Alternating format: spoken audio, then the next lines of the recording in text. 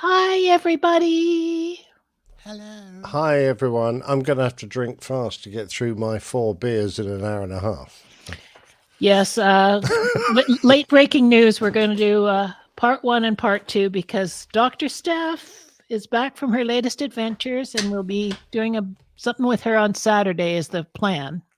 Just waiting to hear timing from her. So we're going to do Nick and Jeff today and Jeff and Steph on Saturday. That's the plan. What time have you decided for Saturday, or is that We haven't. still We're in waiting the to wash? hear. Still undecided. Okay. Waiting to hear the weather forecast in Charlotte and so forth. Hey, Because if it's late enough, I'll be back. Be great. I forgot to mention to you all before we went on air here that I added 01A1 Oh, in the news. yes, you did not mention that. Yeah, but I'm mentioning it now. It's just a short little thing that I just saw come up in BFFs. I think somebody threw that in. Okay. It's always nice no when you slide let or- us know about it. There's no slide or anything like that. Well, I thought because it was your birthday, Liz, I would not tell you. Okay, so I've made it's A1 and then the other one's A2. Okay? Okay? Okay? Okay. Okay, whatever you say, Liz. Okay. What? Oh, man. Mike Kuipers, hello. Yes, Tim Van Ram says you sound a little diminished audio-wise, Jeff. Ah, see, that's why I was asking you all before we. Well, you did sound okay went to me, live. but Yeah, obviously I not had a out there in feeling- I had a feeling. not out there in chat room land. Okay, let's see. Let me bump up the volume. Thanks, Mike How's that? Kuipers. I'll keep going. So Tim and Mike can decide. Tell me if I'm sounding any louder. Louder. Hi, Mazoos. Hello, Masoods. It's Liz's birthday. How about now? Anybody? Has it changed, Tim? Please let me Tim, know. Yeah, Mike Kuipers, Change to somebody? me. You're brighter and louder and more intelligent and handsomer. Tim says level still low. Oh. I think it's going all the way to the West Coast. That's the problem. Well, because you're fighting the rotation of the Earth. Right. So all those wigglies, they've got to go even harder. Well, against the jet stream, right? Like the whereas coming to me, it's easy because they're going east. Mike says you're not louder. No. Okay, how about now? Yeah, that a little bit of a Skypiness just got from you, Liz. Well, I don't understand it, so I don't either. I don't know what to do about it. Is that any better? I bumped up the volume setting in StreamYard, and if all else fails, I can adjust my gain over here on my preamp. Better. 744 megabytes down, and up is 30-something, 34 megabytes up. Yeah, that should be good. So I just bumped up the volume of my mix pre, so things should be a lot better now. They're giving you the thumbs up there in the chat room. I'm just making sure that I'm not too high in Reaper. Jeff, are you podcasting while high? Ooh. It would probably He's be been a lot flying better. high his entire career. Yeah. I think that it would be a much better show if I were. Nah. Yeah, I think you should give it a go, mate. Definitely. Okay. Well, I guess I could. Well, I don't know. I don't think recreational drugs are legal here in Georgia. Still. I'll just say they're not recreational; they're medicinal. Medicinal. Yes. Yeah, you have can't you get some sort of card or something? Say. Yeah. Yeah, I have a national parks card for seniors. Does that count? That'll work. Tim Van Ram said his issue was the cat was sitting on a speaker. Like the vibrations, obviously. Good day. It's KFC make good winglets from down Good under. day, mate. From down Good day, under. mate. Must be what? 4 a.m. there or something? Something like that? Gotta be. Finally. It's gotta be a long way forward, isn't it? Yeah. Good day, mate. Let's put another shrimp on the barbie. You're finding those very well. I young know. man. It's kind of impressive. It's 4 minutes past 6 in Sydney. It's 6. Oh, so it's That's on the East Coast. It'll be a 16 little hours. bit Did you say that was impressive? very impressive. Thank Yeah. you. Very impressive. Wow. Yes, very impressive. That's a very lot. Impressive. That's a lot. 16 inches. Mm-hmm. That's enormous. 16 inches high. Yeah, but you know who doesn't care? Jingles doesn't care. Jingles Right. doesn't care. Srivijaya. Vijaya. We love Oh, her. and we haven't heard the two ladies. What was Yes. Yeah. What's what would that be happening with called? them? What would I call that sound effect? that? What what did was they that? What call did they it? say? True. I know. Oh, it's, It's true. true. It's true. It's Oh, super good. true. I wonder if they're still around. I don't know. If you want some okay. decent stuff, you go and have a word with them. I'm sure they'd respect it. Yes. That's true. Nope. Oh, that's true. There they are. Oh, that's true. Well, that used to tickle Steph a lot. You're I'd right. like to tickle Steph. You're right, Nick. They were on yeah. some other wavelength there. I crack myself up. You do. I think you have to pick someone at your seniority level. Shut up, Nick. Yeah. Well, I know I'm not the most senior person on this podcast, Shut up, Jeff. seniority-wise, but I think I'm the most senior age-wise. Well, I would say definitely. I say Yeah, you're definitely. comfortably. No, definitely. Comfortably, yeah. Yes, I've got a comfortable Jeff. margin. And I certainly think tickling HR would not be the best person to pick. No. Although I Yeah, want to like see, I she want to has see any Steph power try over and us. fire Jeff off his own podcast. I think that would be quite entertaining. I It'd be think nice so. to take yeah, a little could break. be a fly on the wall there. I think Jeff is a little intimidated by her, mind you. Who Oh. isn't? Who isn't? For sure. All right, are we getting close to starting or what? I know. Hold I'm on, ready. what are we waiting I've been for? ready for half an hour. All right, I'm ready. Oh, hang on. So, hello, everybody watching the video, especially those, not the ones that are here live, but the ones that are watching it after the fact. You are about to hear just the most amazing aviation podcast content there is available out there in the universe. Jeff, as Tim Van Ram is saying, is your recorder on?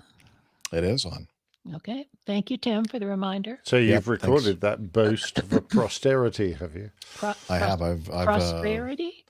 I've recorded things for some last almost 18 minutes, actually. Mm. Ah, excellent. Okay. Let me go over here to brand. And we're going to do about an hour and a half, if we hadn't already said so, today. And then part 2 we'll do TBD. Saturday, probably. Yeah, to be announced. Or to be determined. Yeah, TBD. CBD, that's what I need. Yeah, that's definitely what you need. Some gummies. Let's see. Here we go.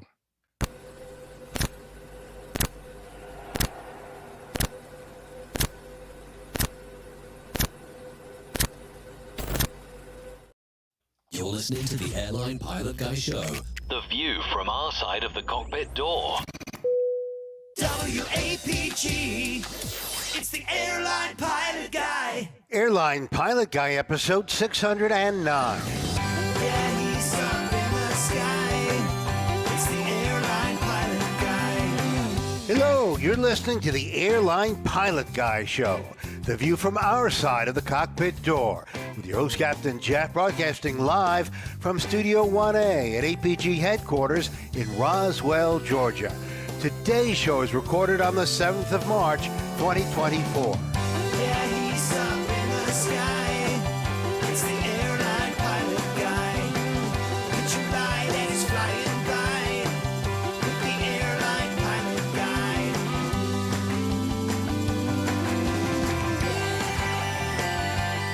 In today's episode, the FAA is giving Boeing 90 days to come up with a quality control plan following that loss of a door plug.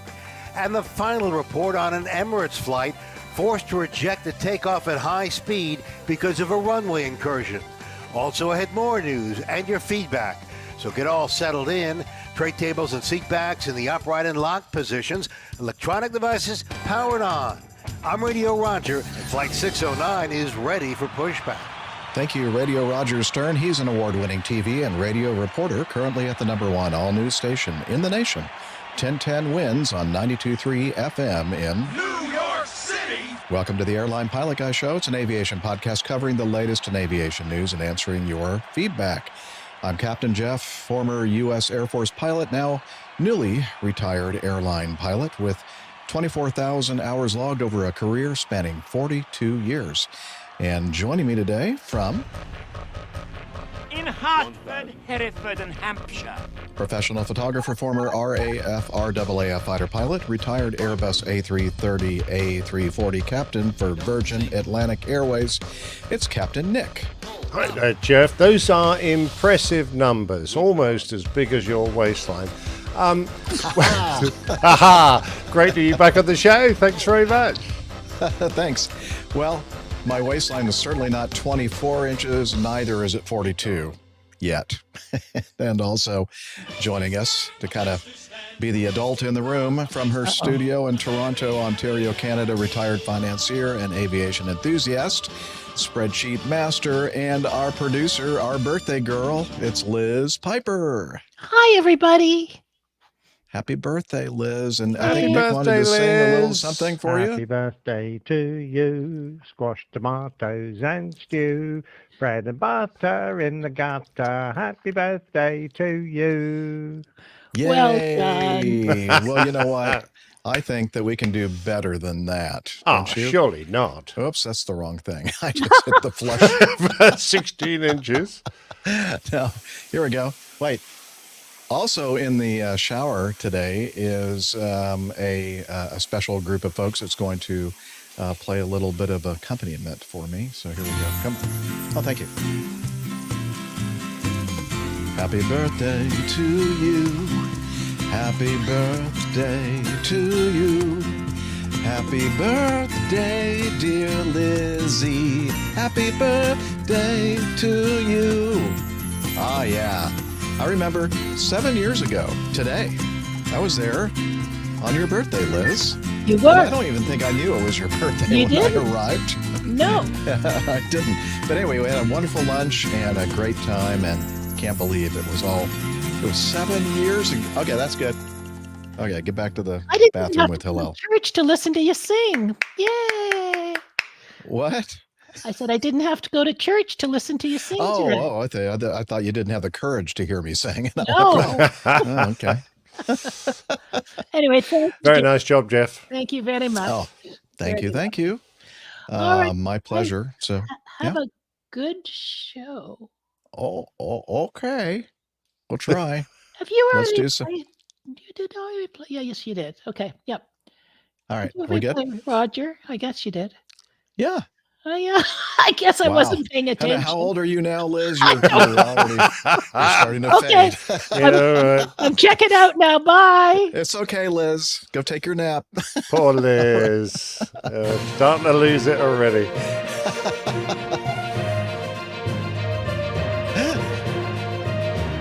Well, she's hanging out with us. Obviously, she's lost it. Catching. Stand by for news. All right, just a little bit before we started our recording today, I learned about this news item from, let's see, it must be Canadian Finance, ca.finance.yahoo.com. I think that's probably what the CA, maybe California, I don't know. Anyway, yahoo.com, finance. Let's see, according to Reuters, in Washington, the National Transportation Safety Board said Thursday it is investigating a February 6 United Airlines Boeing 737 MAX 8 flight that experienced stuck rudder pedals during the landing rollout. They probably spilled some sugary beverage down there, I bet. The NTSB said in a preliminary report, the plane taxied to the gate at Newark Airport without incident, and there were no injuries to the 161 passengers and crew. The captain said that during the landing rollout, the rudder pedals did not move in response to normal application of foot pressure while attempting to maintain the runway center line. That's this interesting. Max, yeah. So we had that on the A340, and we discovered what it was. And it was Somebody's cat had kind of crawled up underneath the area with the rudder. Not a bad guess, Jeff. Oh, okay, For us, it was the fact that we had, normally had on long haul flights 4 blokes in the cockpit. We're always in there for takeoffs and landings, and we all have these big bottles of water. Exactly right.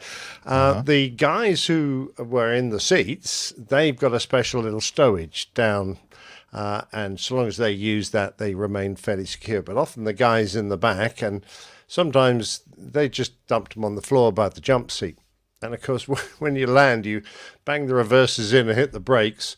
These bottles just roll forward, and one had gone all the way forward round the seat and then lodged itself behind the rudder pedal. So I can see that happening. Yeah, when they tried to use the rudders to and taxi the airplane, because during the landing roll you're using the rudders because they work with the nose with steering when the speed gets slow enough.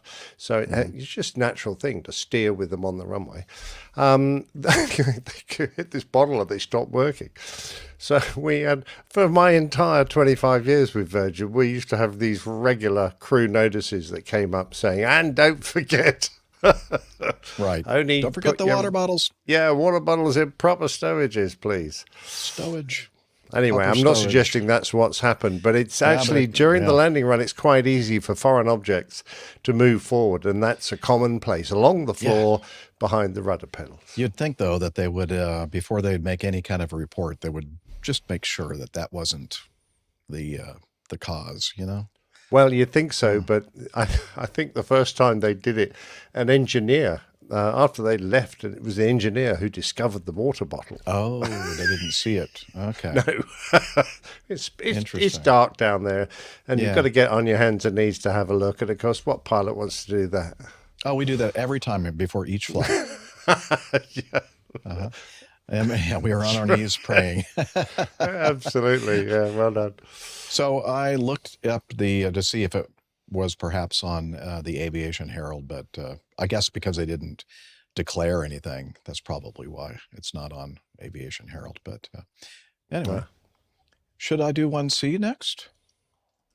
Yeah, let's get this Boeing MAX stuff out of the way. What do you think? Item number C. I think we need more than tonight to get all that out of the way. Yeah, true. Sorry. Sorry. Sorry. Paddle your own canoe. I'm over it. I'm okay. I'm not sensitive about any of this anymore.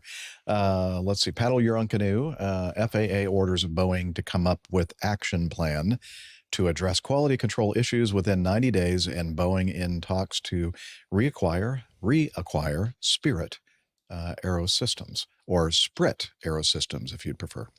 The Federal Aviation Administration has told Boeing that it must develop and submit to the agency a comprehensive action plan to address systemic quality control issues within the next 90 days. The ultimatum, this is an ultimatum, followed an all-day safety discussion at the FAA's headquarters in Washington, D.C. on Wednesday, which saw FAA Administrator Mike Whitaker personally tell senior Boeing officials of the requirement to create a systemic shift in manufacturing quality control. The FAA has already started a detailed audit of Boeing's 737 MAX production line. Wonder why. Following the blowout of a mid-cabin door plug on Alaska Airlines Flight 1282 on the 5th of January, and a federal investigation into alleged non-compliance with manufacturing quality procedures is still ongoing.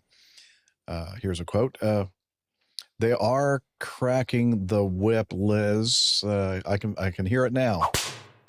Ow. While I whip this out. All right. Golly. Actually, I quite enjoyed that. Thank you. And just wait until you feel and hear that in person, Nick. All right. Where was I on this whole thing? That'll I was be our completely during our derailed. CRM lessons, I assume. Okay, well, that's enough of story number one. Story number two is from Bloomberg. Boeing. I didn't make the comment I really wanted to. Sorry to interrupt. Oh, okay, go. But please. I'd be very surprised if Boeing hadn't already done this. I mean, they must realize that they need a comprehensive plan, and they need to, pull their socks up big time.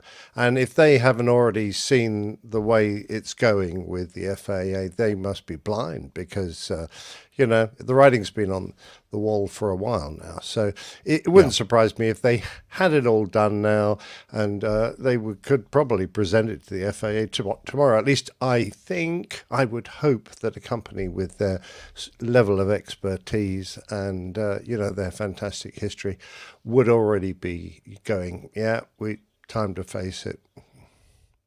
And I do believe Liz is prompting me there. They want to be seen to be taking control, as it were, and doing their regulatory job, but they're doing it in a very public manner here. I don't think that's entirely necessary, so long as the end result is, a safer Boeing. But there you go. Sorry, do carry on now. Okay, thank you. I love to carry on. This is from Bloomberg. Boeing Co. is in discussions to acquire Spirit Aerosystems Holdings, a move that would reclaim control of its struggling former aerostructures unit and the main supplier at the center of numerous quality issues affecting the 737 MAX airliner. And according to Boeing, in a statement issued on Friday, we believe that the reintegration of Boeing and Spirit Aerosystems manufacturing operations would further strengthen aviation safety, improve quality, and serve the interests of our customers, employees, and shareholders. Buying back Spirit, which Boeing spun off in 2005, would mark the most dramatic step yet by the U.S. plane maker to stabilize its supply chain after a series of damaging production faults. The latest and most serious lapse occurred early in January when a 737 MAX 9 model lost a large fuselage panel. Now, I thought it was a door plug, really, but during flight. Well, Come on, Bloomberg. Not really a fuselage panel. Well, the real aviation journalists apparently had the day off. While Spirit built the airframe in question, Boeing has said ultimate responsibility for safety and the right production protocols reside with the plane maker. So, so I guess originally they took care of all this. They shared, or they sold off that part of their business to Spirit, a Wichita, Kansas-based company, and I guess they're now kind of regretting that, and they're trying to get back to where they were before, and as far as quality control is concerned, by actually taking ownership again of the aerostructures division that Spirit is presently in charge of. I've no doubt once this broke, Spirit's value on the stock market dropped. Probably a reasonable amount. I don't know. I'm just assuming. And it might be an appropriate time to get them on the cheap. But that's just my cynical side coming out. Well, that's probably something that's that's a legitimate thought, I would think. Yeah. Yeah. I mean, it does two things, doesn't it? It gets them back their subsidiary relatively cheaply. And it also brings it back in the fold of Boeing. Not that I think it was far from Boeing's supervisory capacity, but now it's going to have Boeing written on top. It does say in this article, after Spirit was split off from Boeing, the company was sold to private equity investors, ending almost 80 years within the U.S. plane maker's fold. The move was part of Boeing's drive to shed assets and ultimately become more profitable. So again, that's been the criticism, going from this amazing engineering quality company to one that was more concerned about making as many bucks as they can and pleasing shareholders. And I think a lot of people would say, yeah, probably not the right way to go, especially a company that's manufacturing airplanes that fly people miles above the Earth's surface at very quick speeds. Yep, I quite agree. All right. Enough business. Yeah, I'm not a business guy anyway. So let's see. Should we do this Dornier story, Liz? Number 01A2. Okay. Oh, wait. Now, hang on. Let's see. So mute yourself, Nick. And yes, sir. I'm going to mute myself as well. No, really, because I need to talk to you on the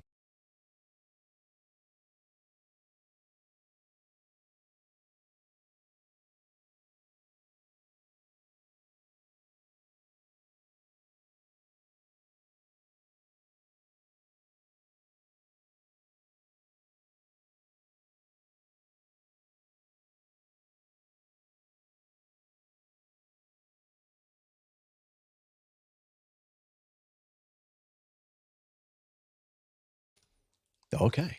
We had a little business meeting. Yeah, we're back. Okay.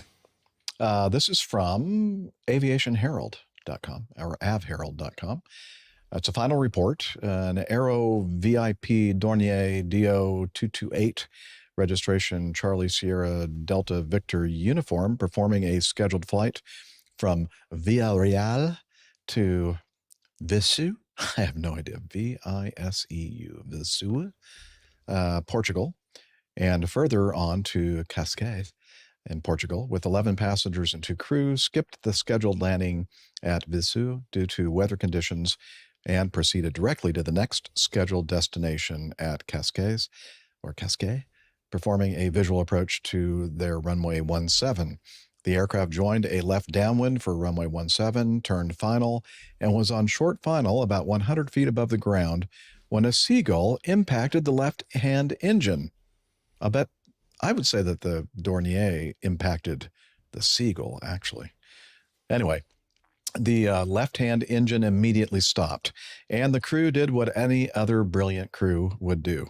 The crew selected the propeller into the feather position. Yay! Hey! Where's the rim shot? No, that's the gunshot. That's a... I love it. So yeah, that's the reason why it's called the feather position, because you have a bird strike, right? Oh, feathers everywhere. Absolutely. Yeah. Look at that feather soup. Oh, that is what do we call that? Snarge. Snarge. Yeah, yes, indeed. What a great pick of the snarge there. Yum yum. Well, they landed safely on runway 17. Portugal's GPIAA reported on April 28, 2016 that the engine's first compressor... Okay, wait, that's old news. On March 1st, 2024, they released their final factual report. Let's see. Is there anything really interesting in here? I don't think so. They just basically did what they were supposed to do. Yeah, it was just... The whole point of this was just to do our little Get that joke out. Sorry. Yeah. We're not serious. Nobody was killed, so everything's okay. The airplane was, a little damaged, and the seagull was killed, I believe. But other than that, yeah, all right. Let's get on to something more interesting. Again, from the Aviation Herald, an Emirates Boeing. This is a final report. An Emirates Boeing 777. This happened on the 9th of January in 2022, a couple of years ago. An Emirates Boeing 777-300 registration Alpha 6 Echo Quebec Alpha, performing flight 524 from Dubai to Hyderabad. Hyderabad? Hyderabad. It's not bad. Yep. With 173 passengers and 14 crew, was, I don't know. Hey, Hillel, is the Hyderabad? No, he said it's okay. Okay.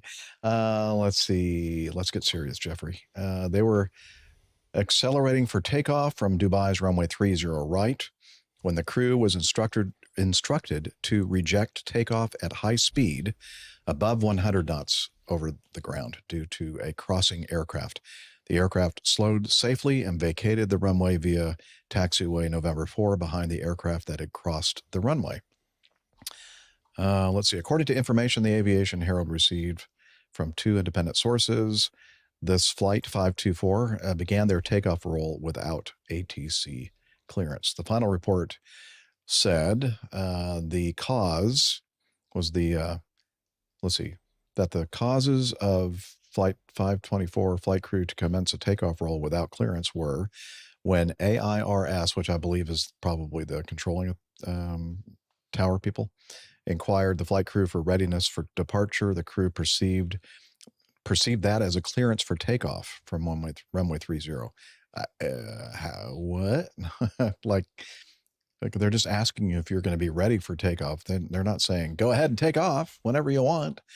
Then let's see, when the flight crews switched the radio frequency to, I guess, tower, they were granted a clearance to line up, which was mistakenly perceived as takeoff clearance. Those are two different things. That's a stretch. Yeah. They were assuming that takeoff clearance was given. They did not expect the crossing of the other flight on the active runway, as it was not communicated or warned by tower to Flight 524. The visibility of flight crew for the crossing aircraft was hindered by a long distance between their takeoff position and the holding point, Mike 5. Let's see. They carried out the rolling takeoff, did not stop after lining up on 30 right, assuming that clearance for takeoff was given, and the flight crew did not monitor the flight crew did not monitor the communication between the tower controller and the aircraft crossing runway 30 right, as they were engaged in accomplishing the B4 takeoff checklist. And as we said so many times here, communication is so important, and especially if you're anywhere near or on a runway, you have to be I know we got to run checklists and such, but you still have to keep those little ear holes open and listen to the communications going on, because that could be the difference between life and death. So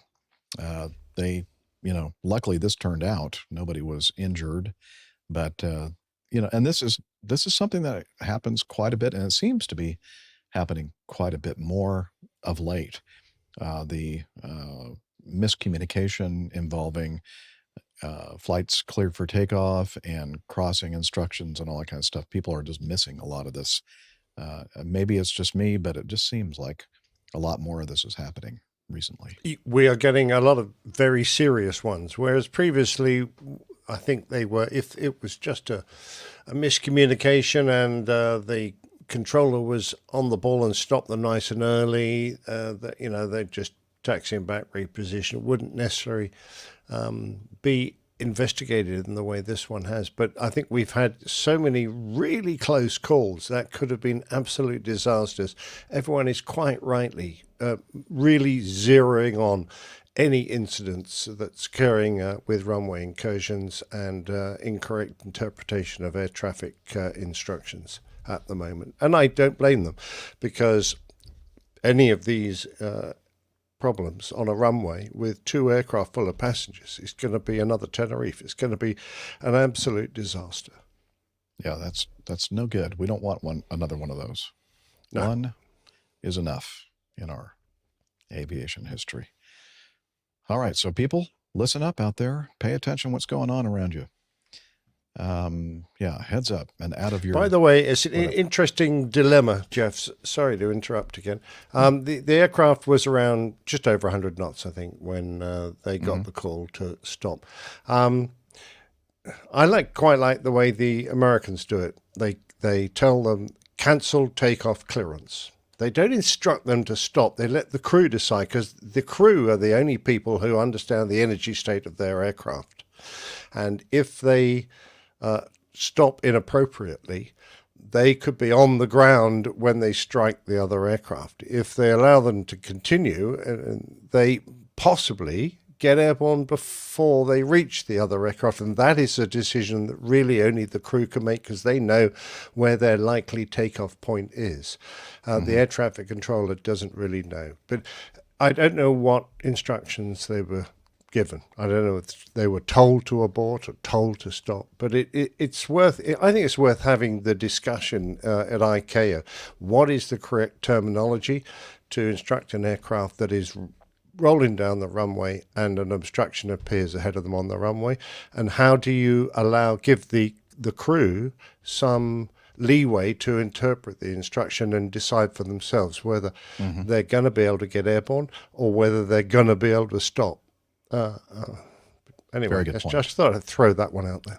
Very good point. And the other thing I'd like to make sure people understand, in this case, the Emirates flight that was had to reject their takeoff, where they were the ones in the wrong. They thought they were clear for takeoff. They had not received clearance for that. And the other Emirates flight crossing the runway further down, they were not at fault at all. So it wasn't really a runway incursion incident. It was it wasn't. No, yeah, no, it was an incorrect interpretation of a call. They got to a maximum ground speed of 125 knots apparently, so that is quite a high speed abort. I mean, there are only 30 odd knots from rotate. So, yeah, interesting. Yeah, however, they did stop very well. They had a reasonable gap, quite a good gap, a safe gap, as it were, between them and the other aircraft. Yeah, that's great. Okay, let's continue on with the next from Aviation Herald. This is an update on an accident. Air Atlanta Icelandic Boeing 747-400 at Frankfurt. This is in November of 2023. They were taking off from Frankfurt Hahn to Greenville, South Carolina. They departed Hahn Airport's runway 21, but struck its tail onto the runway surface. The aircraft climbed out to an initial cruise flight level 300, later step climbed to 320 and 340, and landed on Greenville's runway 22 about 8 hours and 45 minutes past departure. A post-flight inspection revealed substantial damage to the belly of the fuselage. And I think it was the tail area. When I think of belly, I think something further up on the aircraft, but this is definitely the tail of the 747-400. On February 21st, 2024, Germany's BFU reported the aircraft was rotating when the stall warning activated and the stick shaker operated. The pitch angle was temporarily reduced, and the aircraft climbed out and continued the flight to destination. After landing, it was determined that the tail of the aircraft had briefly contacted the runway surface, leading to damage of the aircraft. So it's not clear to me that they knew that they had had a tail strike. And I would imagine that if they had known they had a tail strike, they wouldn't have continued the flight and continued the climb and pressurization and all that kind of stuff, I'm guessing. And then this is a little confusing to me, Nick. Maybe you have a better take on it. But are they saying that because they got the stall warning and stick shaker, maybe erroneously, they did something to like over-rotate the airplane and get the tail strike? Or did the stall warning and the stick shaker activation cause the pitch angle to increase and scrape? That's a very good question, Jeff, because they don't tell us and they don't give us the information we needed. It might be they miscalculated their numbers, in which case the rotate call came at too low a speed. And as we know, this is how you find the minimum unstick speed of an aircraft. You put a big plank of wood on the back end, and then before the normal rotate speed, you pitch the airplane up let the tail drag on the floor, holding back stick until eventually the main wheels come off, and that's minimum unstick. Not the same as rotate. When you rotate the aircraft, it is at flying speed, and it didn't appear that it was. I'm just wondering if they got their numbers a bit wrong. If you try and rotate early, the chances are the only thing that'll stop because you don't get airborne, the airplane's going to the airplane's going to pitch up, but it won't fly away. So the next thing that happens is the tail scrapes along the ground until you get flying speed. So I have a feeling that's what they did, but there's no explanation and no investigation into why they got the numbers wrong, if they did. So you're saying that they forgot to put the wood block back there? Is that? Yeah, that's what I'm taking from what you're saying. Yeah, the big wooden block. Yeah, they're supposed to glue it on the back end of the airplane, and of course it's a freighter, so they haven't got a team of pretty young ladies and gentlemen down the back of the airplane who hear it going crunch, scrape, scrape underneath their feet in the back galley, because that's how most of us find out about tail strikes. Exactly. Or if you're lucky, you've got a tail strike warning in there. Something wears away and sets a circuit off. It's not a difficult thing to put stick on an airplane, but I don't think this airplane had it. Yeah. Well, hopefully, I think what your take, I think, is probably a little bit more accurate than mine. So we'll go with yours. Okay. Now, I don't know an awful lot about the 7.4. I have a feeling, looking at that picture of the back end of the fuselage, that the pressure bulkhead is probably forward of that scrape, in which case it's not too dangerous. That would be an unpressurized portion of the aircraft. It's when you damage the fuselage forward of the pressure bulkhead inside the pressure vessel of the aircraft that you start getting all those worries of depressurization and damage to the fuselage when you get up to cruising altitude. Agreed. All right. Let's continue with, yes, ma'am.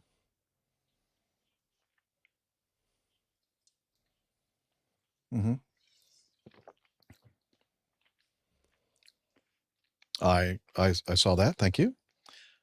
All right. Very good. A little bit of, what do you call it? Back channel communication there. Direction from the director. Yes. Let's continue with this next one, again from the Aviation Herald, a final report involving a Nordwind Airlines Airbus A321-200 registration Victor Quebec Bravo Romeo Sierra performing positioning flight for 1801 from Moscow's airport. That was Vlad. No, that's actually an APG community member. We haven't heard from. I don't know, Vlad, if you are still listening to us. You didn't hear it? Oh. Okay. Wait, hang on. Let me look at my sound setting. Oh, I know why. Sheremetyevo.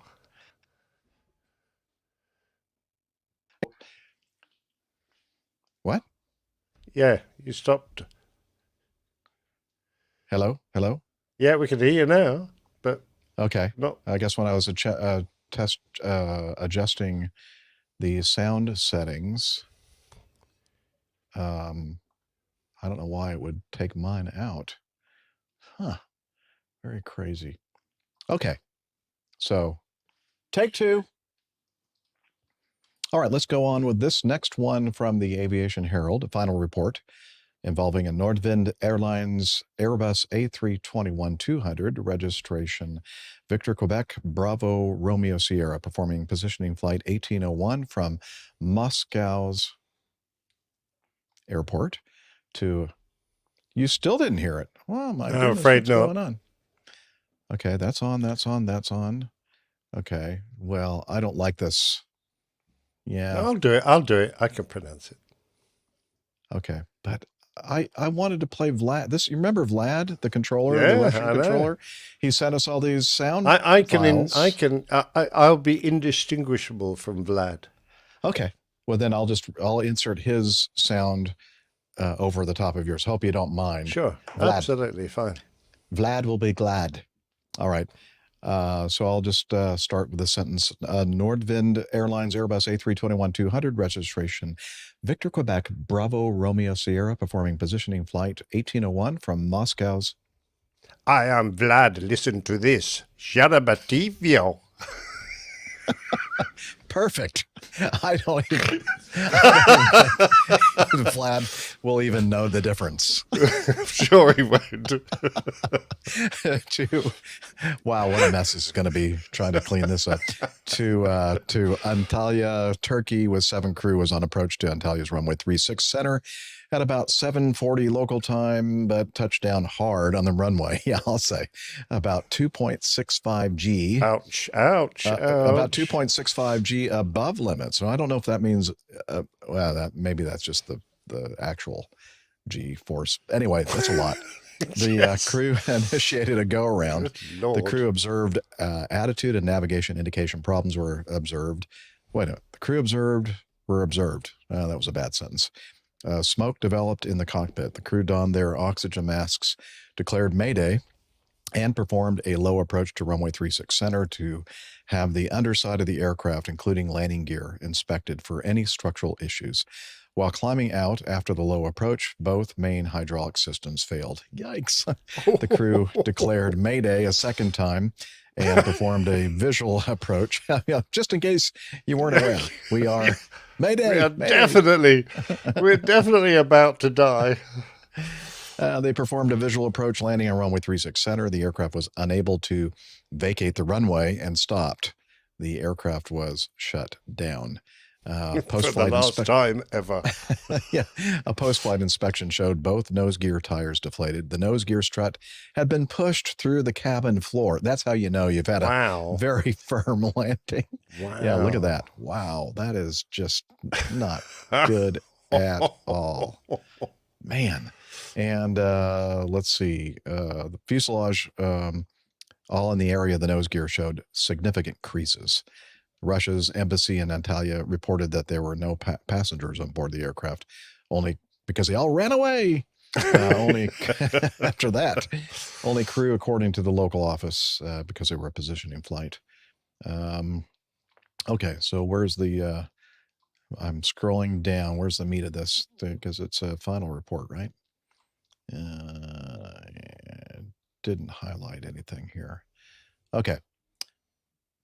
The accident occurred in the morning twilight under visual meteorological conditions as a result of erroneous actions by the pilot and command, pushing the side stick fully forward while correcting deviations of the flight path during a shallow flare, which resulted in the aircraft intensively rotating into a dive and a hard landing on the nose gear. Wow. Yeah. Contributing factors were the crew's untimely execution of the go-around balked landing when the airspeed dropped significantly below the target values, and the criteria for stabilized approach were no longer fulfilled. Absence of skills of the flight crew to flare in accordance with the procedures stipulated in the manual. Wow. That's not good. You see the sentence in the manual? You didn't do that.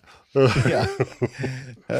Your skills for landing airplanes are absent in this case. Yeah. Wow. That's a kind of polite way of saying that was a bad landing. Yeah. Yikes. It's the speeds that interest me, Jeff, because the guy took out autopilot and auto thrust. So he's manually controlling everything on this airplane, just like a good pilot should. Mm-hmm. But 70 feet, they're at 115 knots, got to 700 feet per minute. That's not bad.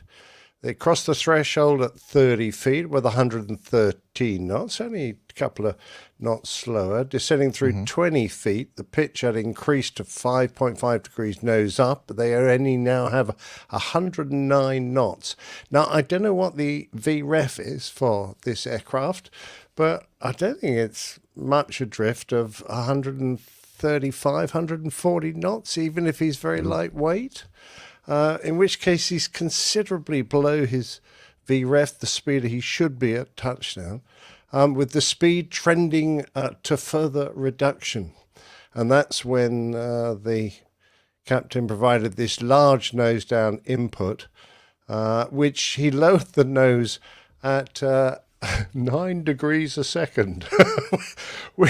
The normal derotation rate is about 3 degrees a second. So he's derotating, he's lowering the nose 3 times faster than he should have been. And almost simultaneously, he's pushing the thrust levers up into the toga position. So he's selected toga going, I'm not going to land off this. But on the other hand, he's pushing the stick, for instead of pitching up into a go-around, he's pushing the stick hard forward. And of course, the airplane touches nose first, and that's when it does this appalling nose wheel main gear boom bounce, achieving the G you mentioned, 2.64 G. Well, he did the right thing eventually, Nick. He handed over the controls to the first officer. Yes, right. Yes. Okay, you're a Who plane. probably said, I don't want to fly.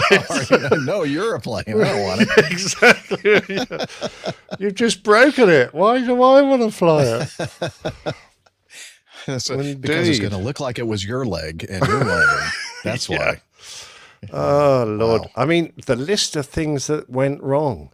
I mean, they had dozens of warnings, but they broke inertial reference systems 1 and 3. So the captain lost half his instruments. The gear lever wouldn't move. The flaps were stuck in position 3.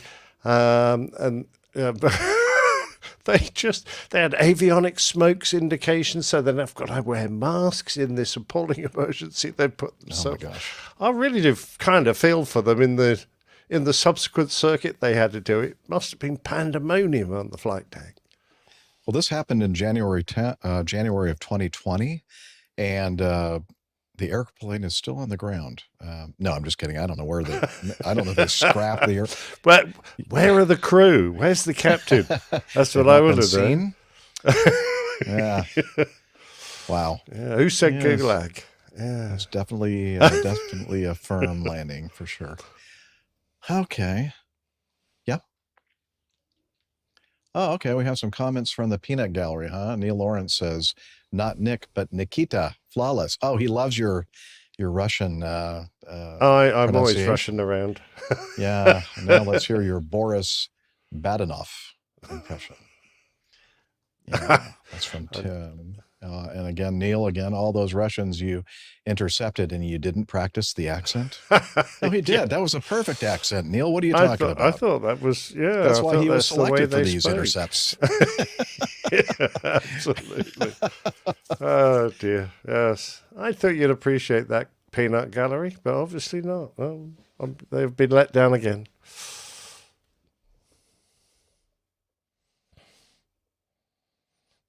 Okay. I was getting some more instruction from the birthday girl.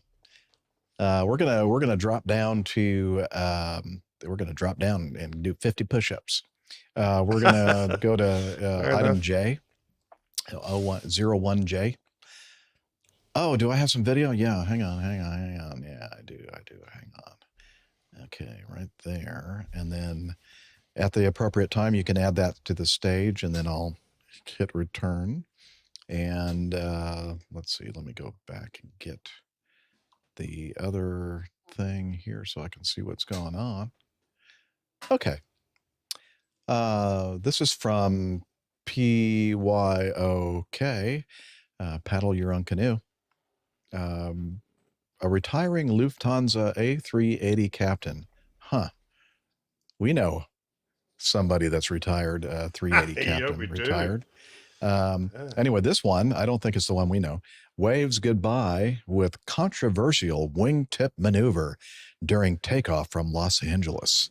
A retiring captain for German flag carrier Lufthansa caused some controversy on his very last flight as a commercial airline pilot after he waved goodbye with the so-called wingtip maneuver as he took off from Los Angeles International Airport earlier this week. The veteran aviator has been identified as Stefan, Christian Pokorski, who had a 33-year... another Russian. Yeah, a 33-year career at Lufthansa before his retirement flight on February 27. Before takeoff, he was treated to a traditional water gun salute by the LAX Airport Fire Department. I was thinking like little squirt guns. Maybe I can get one of those at my retirement party. Anyway, the LA fire trucks did their sprays, and there's a nice picture of that. Let's see. He was a commander of a 9-year-old double-deck Airbus A380 Super Jumbo with a capacity of 509 passengers, operated as Flight 453 to Munich. Okay, so let's see. As the aircraft took off, while it was still in its initial ascent, the aircraft tipped to the right as if the aircraft was waving, and then returned to a steady climb into the gray skies surrounding Los Angeles Airport.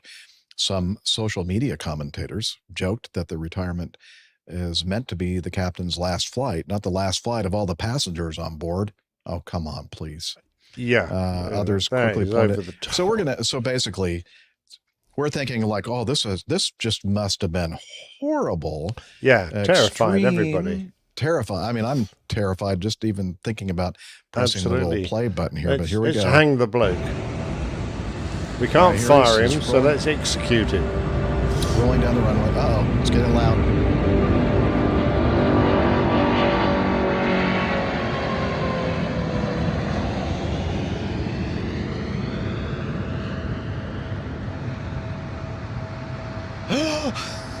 Oh my God. Oh no! They're going to follow the sky. Oh. Yeah, he must have put at least 15 degrees of bank on. At least. Oh. Wow. Horrible. Absolutely horrible. I mean, he nearly turned upside down. Oh my gosh. That was his last flight out of LAX. He's retiring today. So he will never fly another flight again. So this is his last flight. I salute him. I hope he has great, rest of his life. Amazing pilot, man. Amazing pilot. 2000 airline, guys. 2000.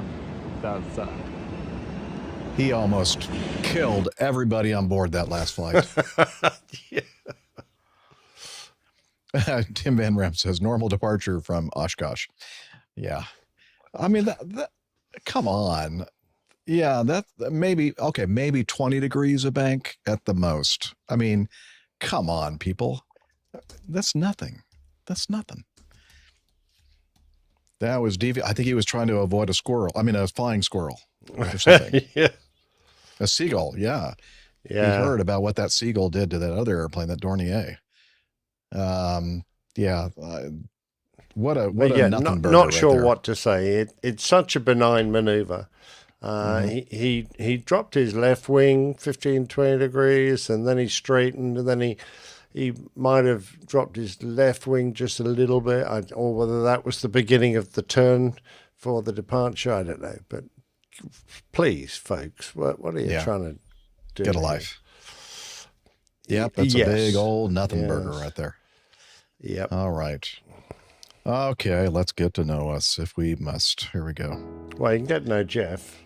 Getting to know us. Jeff. Well, 7 years ago, there in the left-hand corner, that was exactly the place and time.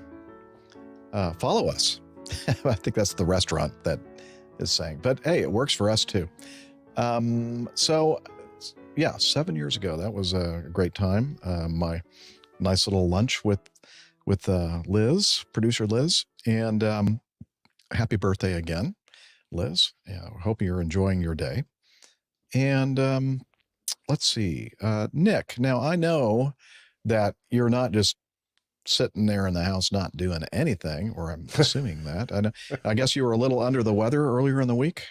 Oh, good Lord. Yeah, people complain about men complaining about man flu, but I just got a little cold, and I was going, I don't believe this. This is horrible, because literally all the orifices in my entire body opened up and began leaking. And Nice. Thank you for sharing that. I was sneezing fit to explode. It was, and I was getting hot and cold and all that kind of stuff. Anyway, what I thought would be a quick 24, 48 hour bug.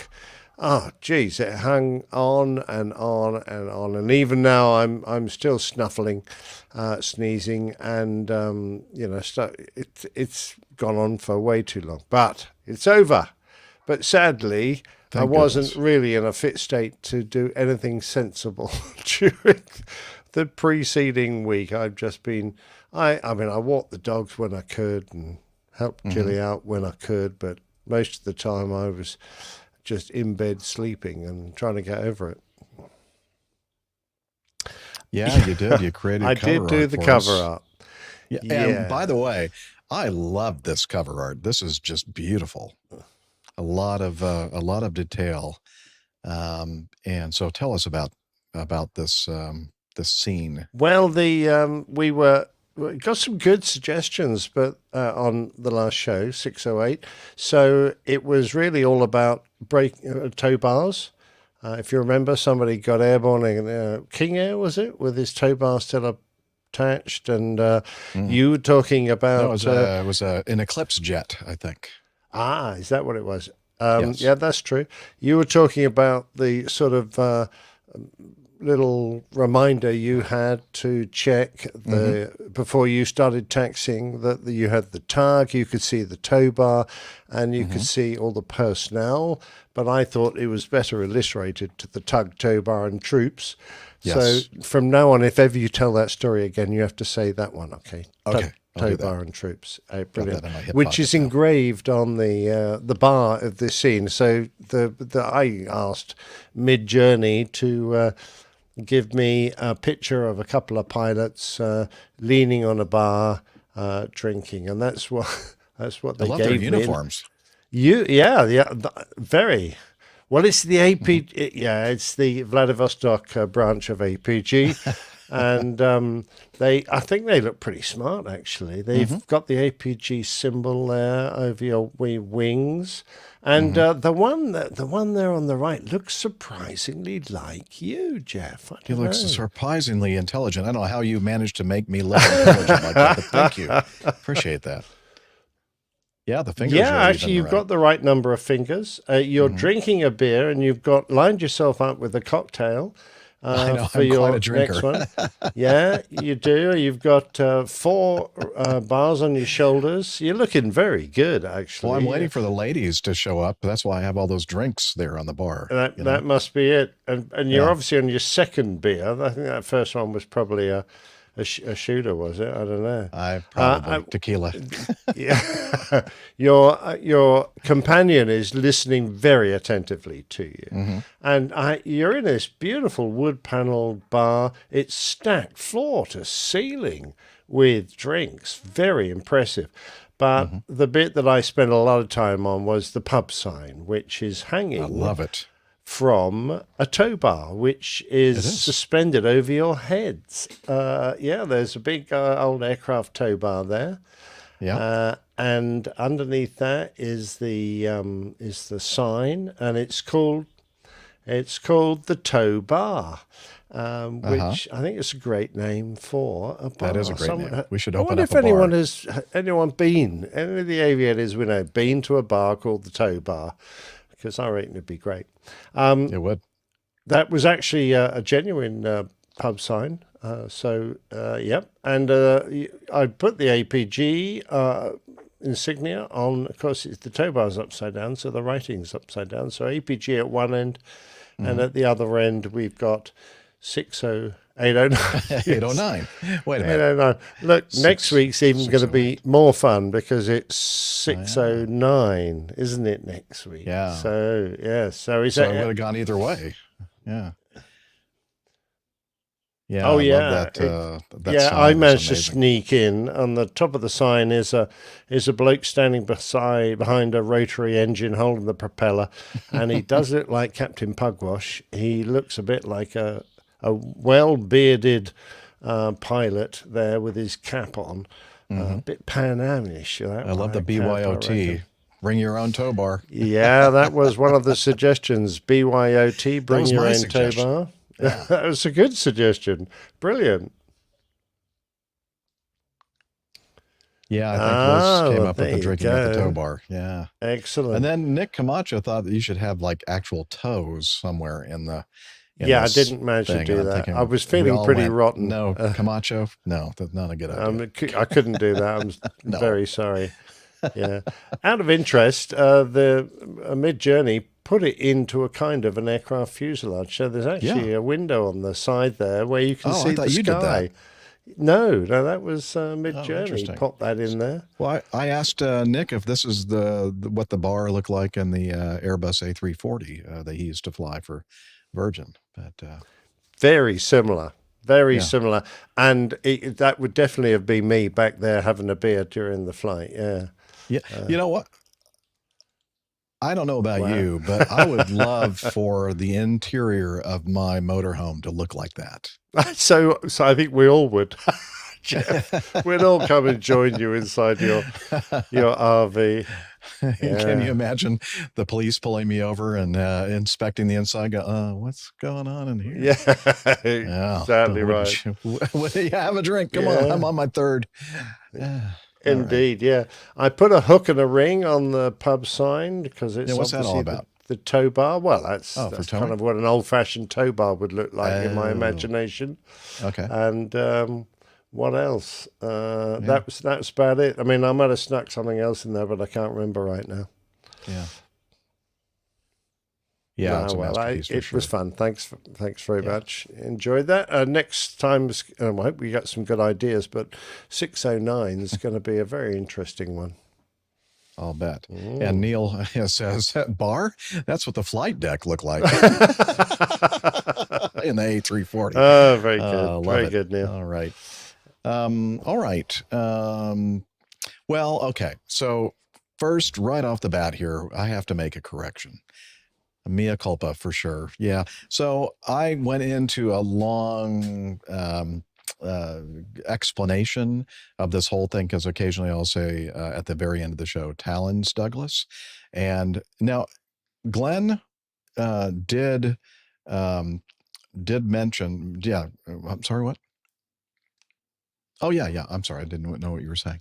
Yes, Glenn Taller used to say this at the end of, in addition to saying Glenn out, which I guess was really his signature ending or salutation when he'd send in audio feedback. And in my head, for some reason, I kind of conflated that with him noticing that the closed captioning on the videos that Google did, said, well, we have it on the screen now, a picture of, I forgot what episode this was, but it was, January 8th of 2017 is when Larry Gregory sent this to me. And so Larry was so incensed by the fact that I was attributing this whole thing to and he should have been to Glenn when obviously it wasn't Glenn, it was Larry Gregory Geezer that sent this in. And so I actually found this email. Yeah, he actually called me. I was talking to Liz on StreamYard, and all of a sudden my phone's ringing and it says Larry Gregory. I'm going, why is Larry calling? So yeah, he set the record straight. And he said, not only that, he said, I have listened to you all the way since the very beginning, including episode 1 of Catholic Pilot. So, I mean, he's been with me from the very beginning, along with Mike Kuipers and Jeff Felmuth and a handful of others who have been listening to me, go on and on and on about stuff for quite some time, since 2009. Anyway, so I dug out I found the email, Larry, and yep, there you go. That was the picture you took. And in the picture, it shows the closed captioning that says, visibility and talons, take care, Douglas. So yeah, that's where we came up with Talons Douglas. I forgot. I thought it just said Talons Douglas, but visibility and talons take care, Douglas. So somebody's got to take care of Douglas. Yeah. So yeah, sorry, Larry. Well done, Larry. I humbly apologize shame him. for that. Shame him. Yeah, I felt really bad, and so I'm sorry that you had to take the time to actually, call me and basically, scold me for that. So I definitely deserved it for sure. So anyway, yeah, I wanted to make sure that we set the record straight. It was Larry. Okay. Right. Absolutely. All right. But the nice thing is, Larry, you've stayed part of the show for all this time. I know. I mean, even if you haven't been attributed it correctly. I know. I really do feel bad. But, that's when you get to be an old guy like me, sometimes your recollection of things.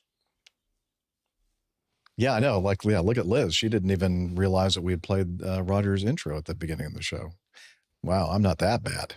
Of course, she's a lot older than I am. Okay.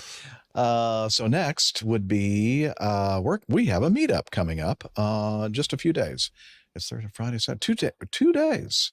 Saturday. Hopefully, Captain Jur on his airline flight coming in from somewhere, the Netherlands, probably Schiphol, flying into Atlanta. And they're expected to get in. Oh, it's an A330. Okay. Coming in early afternoon. And I believe if he's staying in the same hotel that he did last time he was here, and I met up with him, it's down in the Buckhead area. And I mentioned that he wanted to have some good beer and barbecue. And I'm thinking, there's really nothing that I know of in the Buckhead, Atlanta area. But I know some good places up here. And one place in particular that I've chosen is in Alpharetta, which is just to the north of me. And it's called Smoke Jack Barbecue. And we are going to meet up about 4:30, 5 o'clock, starting around that time. I'm hoping to get there earlier rather than later because we don't have any reserved space. And so we're just going to have to try to find a table. In fact, anybody listening that happens to be in the area and planning on coming to the meetup on Saturday, if you could get there a little bit earlier, just to kind of snag a table. I'm guessing now, so far, it looks like we have at least 4 others. Kevin Adams, AJ Schramm, Ray Williams, Harris Bergman have contacted me and said that they're interested in meeting up. And then, of course, Captain Jur and myself. So that's at least a half a dozen. So anywhere from about 6 to 12 of us, I'm imagining, might be in attendance there. So yeah, if they wanted to let me know, they'd send it to meetup@airlinepilotguy.com right there on the screen. Thank you, Liz. And put your contact information on there as well. And then, as I said, if you're planning on being there and you can get there a little bit early to kind of snag a table for us, that'd be great. There you go. That's coming up. And then we'll, of course, have a audio recording and some pictures. So we'll talk about it on our next episode, hopefully. And looking forward to that. And, I received a nice little package in the mail yesterday. And it was like a little box and a nice little card here from Squawk Ident, an aviation podcast. Dear Captain Jeff, thank you for your continued support and for all that you and the APG crew do for the community. We at Squawk Ident raise a glass to you and your retirement. Many thanks, Tony and the Squawk Ident crew. And the crew there is, of course, Aviator Tony, Captain Roger, Captain Rob, Alex, and Terry. And they sent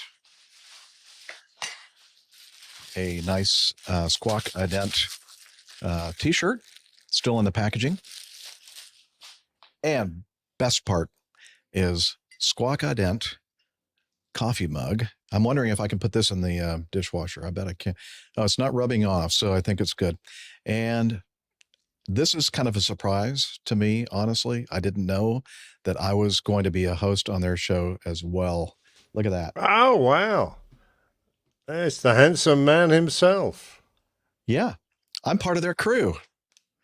Yeah, well, maybe you guys can come with me too. We'll just be a huge aviation podcasting crew over there in Squawk Ident. Yeah. So thank you so much, guys, for the retirement wishes and the nice little goodies. And this is a nice big mug for a big cup of coffee. I love it. Very nice. Very thoughtful. Thank you very much. Tony has always been a very thoughtful guy. So appreciate that. Okay. That's it for me. I'm going to be doing not very much singing this weekend. My choir director's out of town, and so I only sing. Well, I'm kind of absent without leave on Saturday for the meetup, so I won't be singing on Saturday. And then on Sunday, I have the morning off. I don't come in until the 12:15 mass, so only 2 masses on Sunday. Yeah. Oh, that's right. Yeah, don't forget, everybody. We have a time change in North America on Saturday. Well, actually, Sunday morning at 2:00 in the morning, I think, is the exact time. Yeah, for a couple of weeks, just a 4-hour delta. Yeah, they actually move. It's continental shift. They actually move the continents together. The Atlantic Ocean becomes a little bit smaller for a couple of weeks. That is not believable at all. All right. Coffee fund. Yes, ma'am. Let's do that. Okay. Let me find that. It's right here. Boom, boom, boom. Johnny, how much more coffee? No thanks. I love coffee. I love tea. I love the APG community. Coffee and tea and the Java and me. A cup, a cup, a cup, a cup, a cup. Oh yeah, the Coffee Fund. Your way, dear listener, to support us financially. And a couple of different ways to do that. One is called the Coffee Fund Classic Method. And we have people that send in recurring donations. And I don't always mention you, but I decided this week I'm going to. At least the couple there on the list there. Vigner, Ornguanathan, and Mazoots, and George Hollis all send us in recurring contributions every month. And Kevin Dryden sent us a one-off, nice, generous contribution as well. So thank you, all of you, for your support. And the other way that you can support us is via Patreon. You can become a patron of the show. And since the last episode, we have a new producer. And that would be, here, I'm going to do this. There we go. Producer Philip Dade. So thank you, Philip, for signing up to be a producer of the show. And we have a new executive producer as well, Texas Charlie. He said he's back. In fact, we have some feedback from him that we'll play sometime on the show.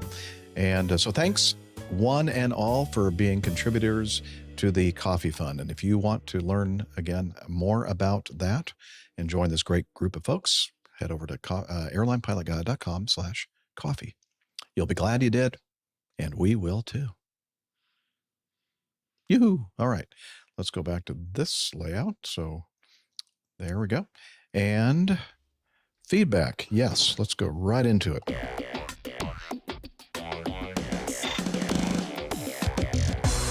Captain, incoming message. 20 minutes. Okay.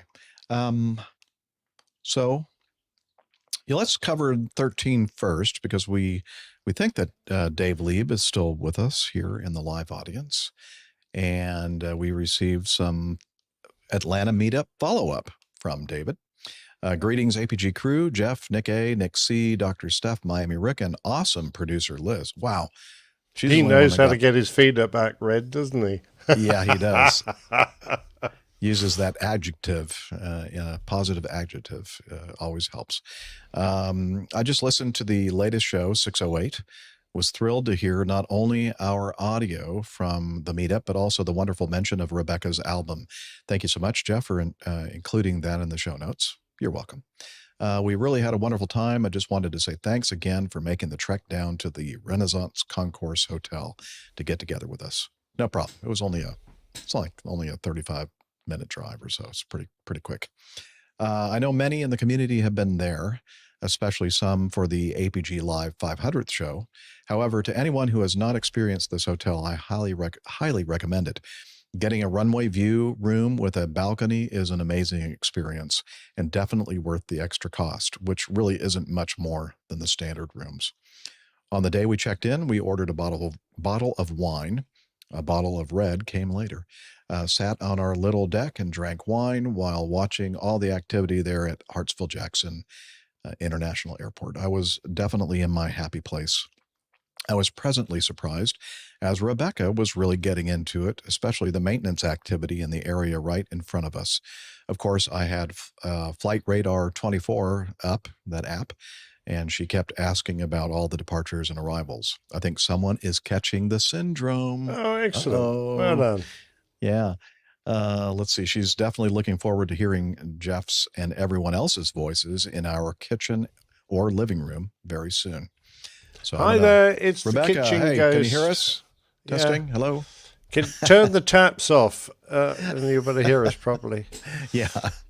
Let's see. And if you got that blender going, you're not going to hear us at all. Rebecca, turn the blender off. I've included a few pictures from our balcony at the hotel, one with Rebecca's aunt and cousins, as well as one from Hops in the Hangar. Wish I could come down again this weekend for the Atlanta meetup with Captain Jur, but got to do my music thing. Yes, we mentioned Rebecca with her album, and she is a wonderful singer, and we've mentioned it many, many times, but it's worth mentioning again. Dave is an accomplished musician, professional musician, and a music teacher. So music is his life. So that's cool. So thank you, Dave. I was just going to say, I love the picture of them holding their wine glasses up because they've managed to get the air traffic control tower inside that wine glass. Oh, look at that. It looks like all those air traffickers are swimming around in a big glass of wine. Yeah. Drink it up. Yeah. Yeah. That's great. Absolutely Yeah, gorgeous beautiful day sky. for you. Lucky Yep. people. And that's where I spent all 35 years of my career. Not all the time. Drinking wine at the airport. It's funny. You That get just reminded paid me. for doing that? Yes, of Wow. course. Yeah. But that just reminds me of something. My oldest daughter, Alyssa, for the longest time, she would, I forgot exactly how she'd say this. Like if you asked her what her father did, like he does ballet, and he goes to the airport and does ballet. What? And I'm not sure exactly how that entered her mind. I think that there were times when she was very young, I would pretend to be, like dancing around the house, doing like ballet moves and stuff just to make her laugh. And I guess she just assumed that when I left the home, I would That go to was the your airport job. and then do more of that, apparently. But I love it. Yeah. Excellent. Oh, good. Dave is here in the chat room. Good to see you. Excellent, there. Dave. It looks like you had a great time. Well done. Yeah. So thank you for sending that in, Dave. Okay, now, let's do Texas Charlie's audio. Okay, let's do that. Which one is that? Is it? This the one before 12. Yeah, I'm just looking on my. That's not it. Okay. Just keep it up there. Is that it? Okay. Because it's so tiny on my little window here, I can't really read it.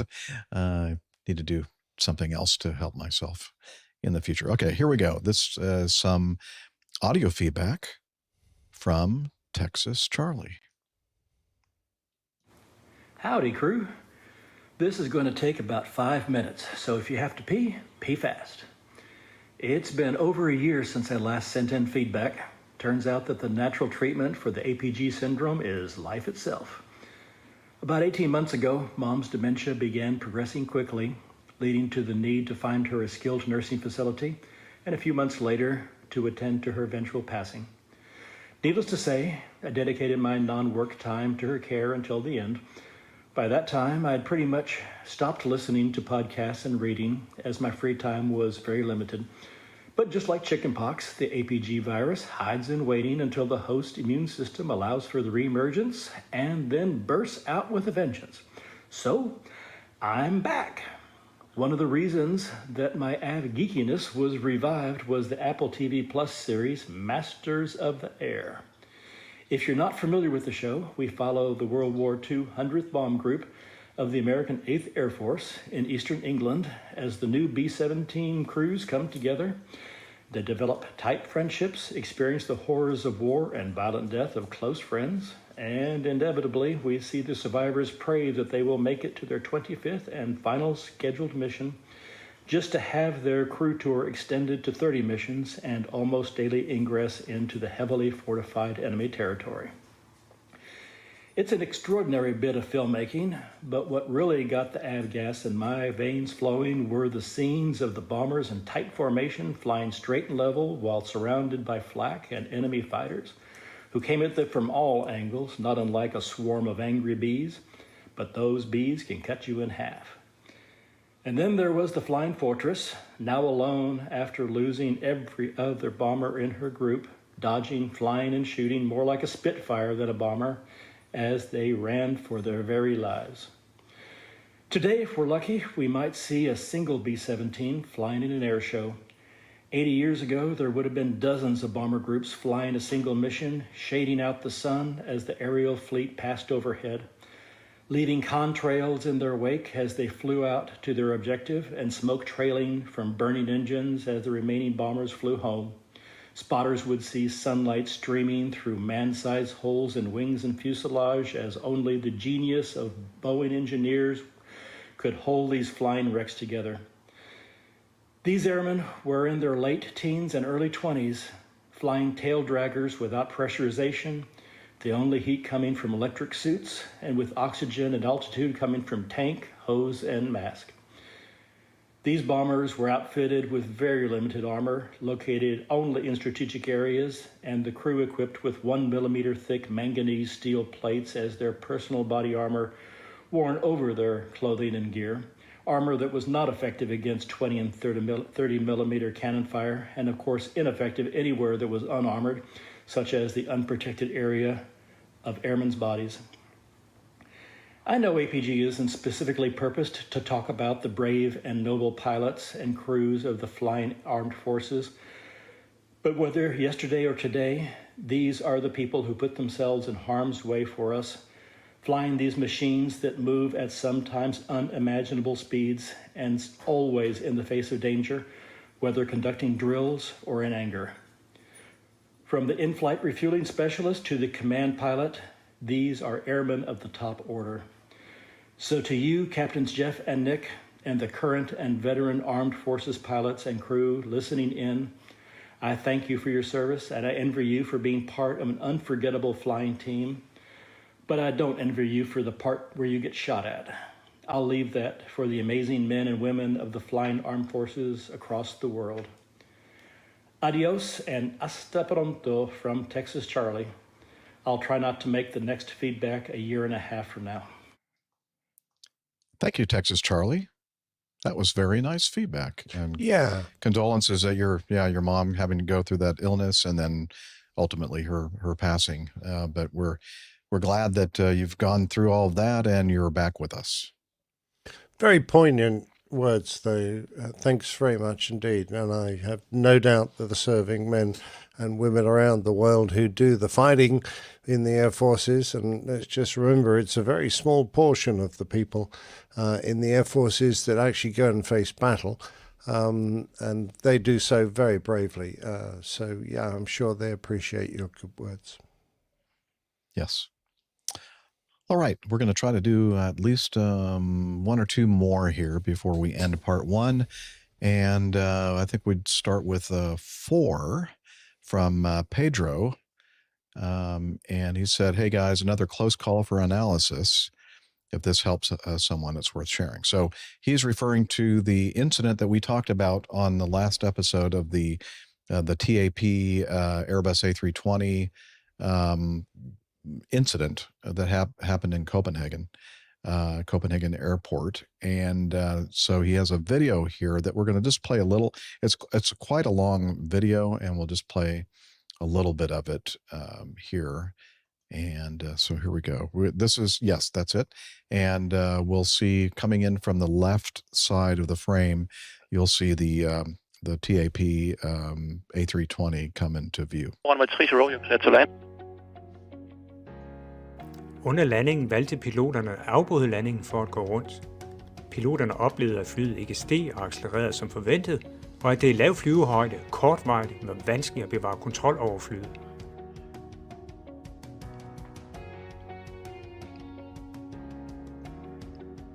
There we go. Det They're viste sig, showing the at 3 ud af reversers 4 open. thrust-reverser-døre havde været ulåste og åbne under flyvningen.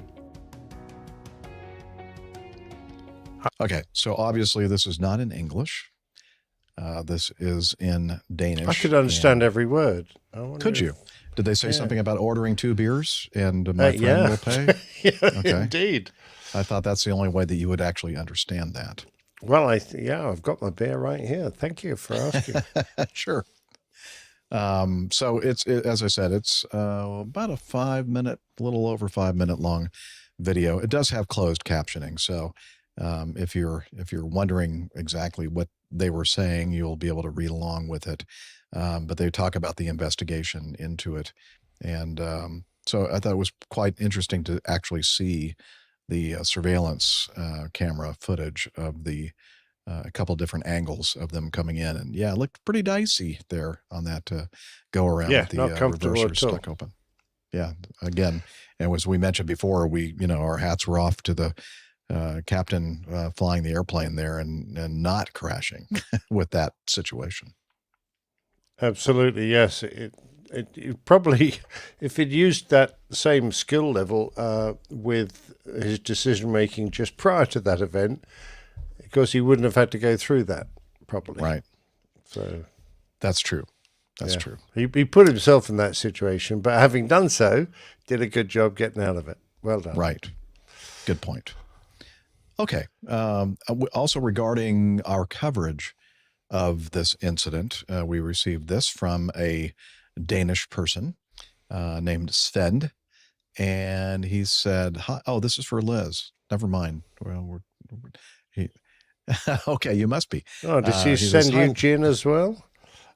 Well, I don't think Sven has sent anybody any gin. This is in that case, Sven, get your pup in a pile. We need some gin. This is not Magnus. I've got after Magnus's bottle of gin that he gave Jeff and I've got a taste for Scandinavian gin now. Mm-hmm. Mm-hmm. Well, anyway, he says, "Hi, Liz. I'm enclosing a small audio file. Hope it's audible." It is. So I am going to play that right now. Hello, APG crew, including Liz, not to forget. This is Sven calling from Denmark. I'm a long time listener, sometimes contributor, and I think I've also added a little to the coffee fund once in a while, but I can't really remember. You have. Anyway, I'm calling regarding your 50%. I think it's a little off this time. I was just listening to the part about in the last episode about the A320 in Copenhagen, the TAP, an incident which I've read about here too. Anyway, there are 2 things. One is that I believe I heard Nick say that Copenhagen is at 800 feet. I don't know where that comes from because Copenhagen airport is practically at sea level. Well, most of Denmark is. Well, it came from the report. 800 feet is about the highest we even get in this country, anywhere. Copenhagen is not even at 20 feet, so I'm not sure how that got there. The other thing is that Jeff had a little thing with the names again. Even if he used his high-pitched voice, he clearly said Statens Havarikommission for Luftfart in Norwegian and not in Danish. Not sure how that happened. Anyway, I had great fun. Don't know. Another thing is, but that will have to wait for another time, I am at the moment pretty embarrassed to be Danish after having read some things about a blind passenger from Copenhagen to the United States, but I'll get back to that when I find out more details. Anyway, as usual, well, as everybody else says, thanks for a great show and keep it up. Bye-bye. Thank you very much, Sven. and so I replied to him, Nick, first thanking him for sending in the audio feedback. He's got a lovely voice, isn't he? So gentle. Yeah. Yeah. Well, we Danes, that's just the way we are. So hey, that's not funny. So let me see. I replied to him. I'm trying to find my reply. Here we go. Thank you for the feedback. I didn't think about the elevation critically. Not too much critical thinking happening in my brain these days. But now that you mention it, 800 feet? Well, I went back and looked at the news from the Aviation Herald, and here's the part that confused us. Here's the quote from the Aviation Herald. Once the aircraft had climbed to about 900 feet AGL, and then in parentheses, 1,700 feet MSL, according to standard pressure 1013 HPA, deduct 800 feet from all transponder altitude readings to get AGL, according to QNH 986 hectopascals. Airspeed began to build up again. So that's where we got the 800 feet, and it's Simon's fault for sure. So someone's confused. I said, probably Simon, but maybe me. And then I pulled up the plate to the 10.9 airport diagram, and sure enough, he's right. Airport elevation there at Copenhagen International, 17 feet. And then I said, oh well, below 50% again. Yeah, well, it behooves us to check for ourselves rather than trusting other people. I know. There you go. I know. Sorry about that. Usually we just wing it and it works out. Yes. Usually people don't even notice. So Sven, you're very astute. Well done. Yes. If you mind putting your fingers in your ears next time, that would help us a lot. Yeah, don't be such a critical listener, okay? Yeah, well, I don't know. I told him I don't know what. I mean, I can't tell if it's Norwegian or Danish or Swedish or what. That they all sound the same to me. No, you're all Scandahooligans. So yes, I'm a bad Danish person, I guess, or and I'm a bad Swedish person. Yeah. Okay, but was there anything else? I think he sent in a story about. He kind of mentioned it in his audio feedback about. Okay. Actually, he did in this email. He did send in a link to that, but we're not ready to cover that story yet. So it comes from the PYOK article right there in that reply in his email. Oh, that's right. We don't have time for it anyway on this show, so we'll just have to cover it on another one in the future. And so the last thing we want to do is head down to feedback 9, Nick. And again, this is to Liz, not I've you got a or last me or question anybody for else. Sven. Yeah. Oh, okay. What's going to happen to his airport when the sea rises a few meters? It said he's 17 feet above sea level. Well, I think they have a couple thousand years to worry about that. Good. Okay. Right. Yeah. If I were you, mate, I'd build it on stilts next time. Okay. Let's see. This is from Michael. He says, "Hi, Liz," or is it Michelle? Okay, Michelle. Hi, Liz. I had to send this in. Well, let's listen to the dulcet tones of Captain Nick singing Michelle, my belle. Are you? That was it. Ready? I've already done it. Oh, okay. Yeah. Okay. You were talking over the top of me again. I'm sorry. Well, I'm trying to. I have the listeners. Do a show here. Sorry. Yeah, I'm thinking about them. They don't really want to hear your singing. Okay. He says, I had to send this in. I didn't have my glasses on and thought, oh my gosh, Jeff and Nick are in Australia. Sorry, Nick. The guy is a little larger than you. So he sends this picture of, I don't know about you, Nick, but I don't think either of those guys look anything like us. We're so much better looking. Well, yeah, they are. They're pretty ugly. I don't know. So I tend to agree. Yeah. But he did say he didn't have his glasses on. So well, fair enough. I'm hoping that. Yeah. Anyway, so. Yeah, I must admit, what is that airplane? Is that Cessna thingy? One of those. What is that airplane? Well, at first I thought it almost looked like a T-37, like the jet trainer that I used to fly. Yeah, that's but what I'm thinking. But I don't know if it's a double. Is it two abreast kind of seating or just one? Well, it looks like it is. I don't know. He's being flown solo, I would say. Yes. Yeah, I can't. But I think it's a two-seater. It looks, in a lot of ways, it looks very similar to the T-37. Maybe that's what it is. Maybe it's an old T-37. Yeah. I don't know. And well, let us know. The bloke that looks vaguely like me looks like he's missing a beer or two. Yeah. He's looking out going, he's looking for the beer, like waiting for somebody to bring it out. Where is that person? Bring in the beer to me. Yeah, I love it. Anyway, so thank you, Michelle, for that, I think. Thank you. No, he didn't get any thanks from me. I'm sorry. Nice picture of the Connie, though. I mean, there's a nice super constellation right behind it. Sure is. Much prettier than both of us. How did you know it was a Connie? It says Oni. Written all over it. Yeah, it's an Ani, not a Connie. Yeah. Anyway. Very true.